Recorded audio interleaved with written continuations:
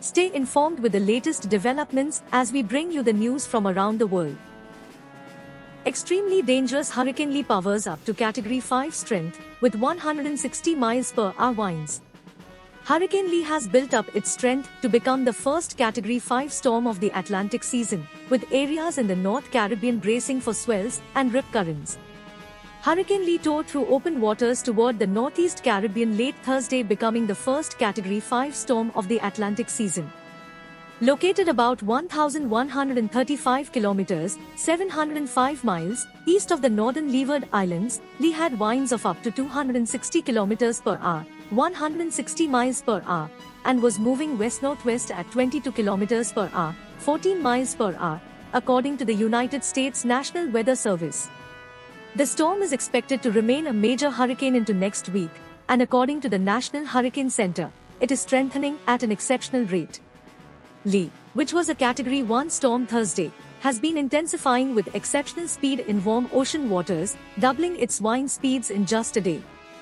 Hurricane Lee is expected to continue strengthening Friday after quickly morphing into a powerful Category 5 storm that is now packing destructive maximum sustained winds of 165 miles per hour as it spins hundreds of miles east of the Caribbean, the National Hurricane Center said in its 5 a.m. Eastern Time advisory. Though still far out at sea, the Hurricane Center warned that dangerous surf and rip currents are expected along most of the U.S. East Coast beginning Sunday.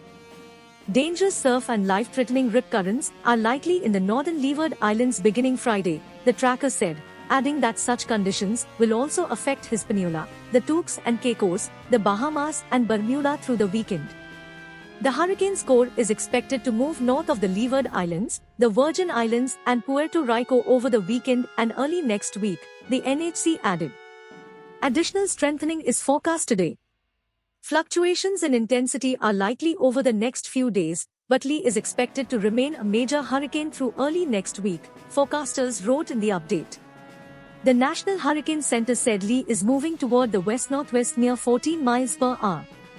It is located about 630 miles east of the northern Leeward Islands. Swells generated by Lee are expected to reach portions of the Lesser Antilles sometime Friday. The swells will reach the British and U.S. Virgin Islands, Puerto Rico, Hispaniola, the Turks and Caicos Islands, the Bahamas, and Bermuda this weekend. U.S. President Joe Biden on Thursday was given the hurricane's latest trajectory and details of preparations underway by the U.S. Federal Emergency Management Agency, which deployed unidentified assets to Puerto Rico and the U.S. Virgin Islands, according to the White House. We will see waves between 10 and 15 feet, 3 and 5 meters, so we don't want anyone on the beaches, said Ernesto Morales of the National Weather Service in San Juan, Puerto Rico. Lee will likely reach its peak intensity by this weekend and is still expected to be a dangerous hurricane over the southwestern Atlantic early next week, though it's too soon to know whether the system will directly impact the U.S. mainland. The National Ocean and Atmospheric Administration in August forecast between 14 to 21 named storms this season, with 6 to 11 of them expected to become hurricanes, and of those, 2 to 5 possibly developing into major hurricanes. As of 11 p.m. Thursday, Lee was about 700 miles east of the northern Leeward Islands in the northeastern Caribbean, moving to the west-northwest at 14 miles per hour. Additional strengthening appears likely, as Lee remains in a low-shear environment and over very warm waters, the center's discussion said. Thank you for watching my video. Stay informed and empowered with us on the News Insight channel.